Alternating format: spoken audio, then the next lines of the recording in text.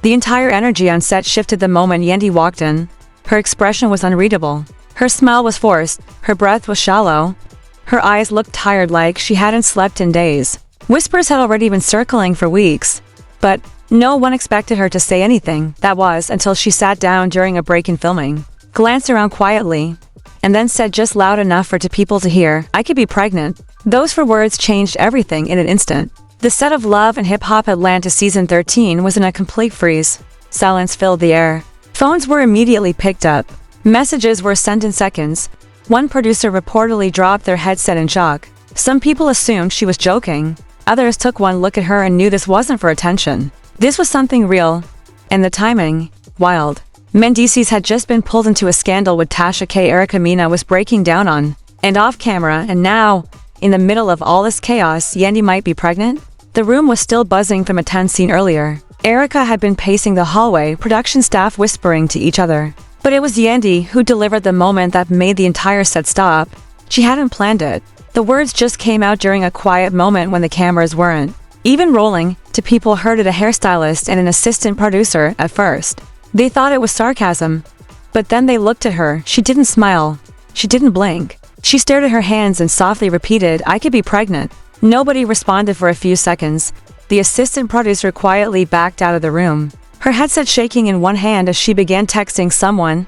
The hairstylist leaned over to a nearby makeup artist and passed the message along. Within 5 minutes, the entire production knew. Within 10, sides were being taken. Some crew members felt sorry for Yandy. They believed she was the one holding everything together while Mendeecees was caught in drama. Erica was emotionally spiraling, and producers were pushing for more and more chaos.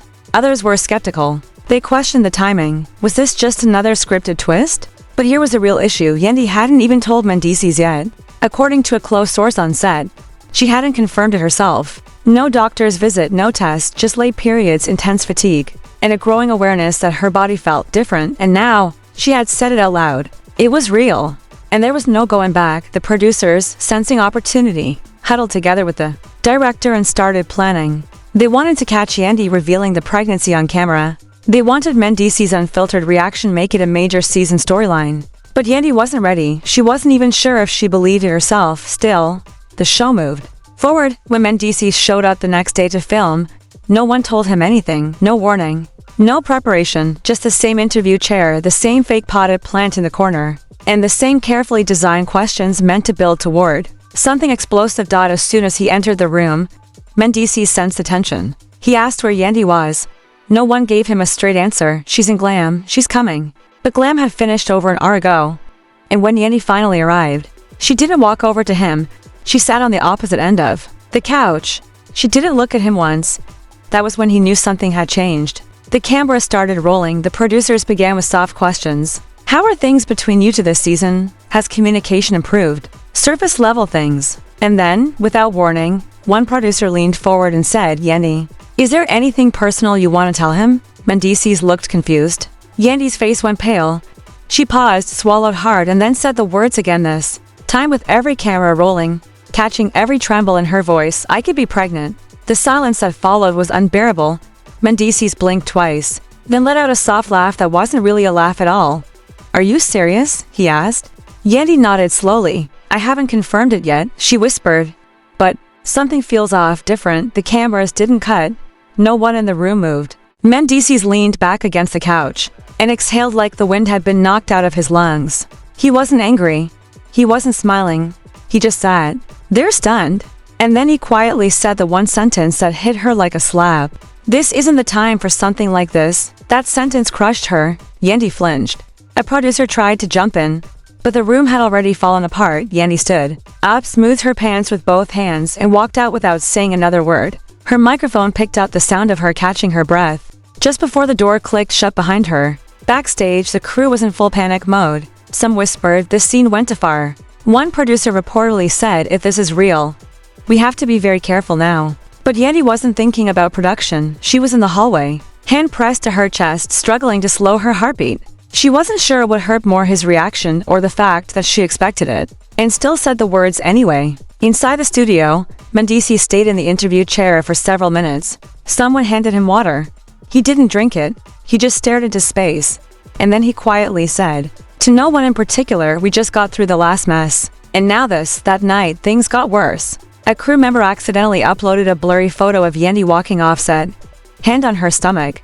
The caption was deleted within minutes, but not before fans took screenshots and reposted it everywhere. Blogs picked it up, comment sections exploded. Some fans accused her of using pregnancy as a publicity stunt. Others defended her. One comment stood out: "If this is real, she's trying to bring life into the middle of all this darkness." Back at home, the house was silent. Mendeecees barely looked at Yandy. Eventually, she broke the silence. "I didn't say it to trap you," she whispered. "I said it because I'm scared." He didn't respond right away. He rubbed the back of his neck and finally said, "You should have told me first." Not the whole world. That hurt, not because he was wrong but because she knew he was right. She hadn't meant for this to explode like it did. She had confided in someone off camera, hoping for once it wouldn't be used against her. But in this world, nothing stayed private. Not even a maybe baby. The following morning, the internet had already exploded. Yandy drops pregnancy bombshell on set. Is Mendeecees ready for baby number 3? Caught on camera, Yandy's shocking confession. Blog headlines flooded social media. There was no confirmation, no test, no clarity, just fan theories, harsh opinions, and emotional chaos. Yandy wasn't looking for sympathy. She just wanted space. But the world, it didn't give her that. Not now. Not ever. She hadn't slept. Every time she closed her eyes, all she could see was Mendeecees' face, stunned, distant, unreadable. Her phone never stopped buzzing. Notifications from every app. Messages from friends. Voicemails from family. Even her own mother left one. "Baby, I love you. But please tell me this isn't for the show." Mendeecees, meanwhile, said nothing. He got up early, dressed in silence, and left before sunrise without saying where he was going. Yandy sat at the edge of the bed, trying to understand how she felt. Hurt? Angry? Empty? She didn't know. All she could feel was stillness, like the world was spinning and she was frozen in place. Back at the studio, producers were in full crisis mode. One segment editor reportedly said, "This is gold. But dangerous gold." Another asked, "What if it's not real?" The showrunner, cold, strategic. "Doesn't matter, it's trending, we ride the wave." They immediately told the cast not to comment publicly, but not everyone listened. Erica Mena, already feeling pushed out of the spotlight, posted a cryptic tweet. "Funny how people find something to say when they're no longer the center." Fans immediately assumed it was about Yandy. Some agreed, others came to Yandy's defense. Erica didn't clarify. She just retweeted a meme of someone sipping tea. Later that afternoon, Mendeecees reappeared, this time filming a private scene with Kirk and Scrappy. He didn't say much. He looked tense, distracted. Kirk leaned in. "You good?" Mendeecees replied. "Define good." Scrappy tried to lighten the mood. "Man, you might be a dad again. That's a blessing, right?" But Mendeecees didn't laugh. He looked down and muttered, "I just wanted a minute to breathe. Now I have to figure out how to be everything again." Later, in a solo confessional, Kirk said what many were thinking. He looked like he was drowning. "I've seen that look before. That's the look of a man who doesn't know whether to stay or walk away." The fans, they picked sides. Bloggers dove deep into Yandy's social media, looking for clues: old outfits, body language, any sign she had been hiding a baby bump. Some believed it, others called it a reach. But the point was they were still talking. At home, Yandy finally picked up the phone and called her doctor. The earliest appointment was for days away. For days of waiting, for days of anxiety, she curled up on the couch, half watching reruns of the show, lost in her thoughts. Her daughter came into the room, sat beside her, and asked, "Mommy, why do people keep saying baby on the phone?" Yandy kissed her forehead. Some people don't know how to mind their business.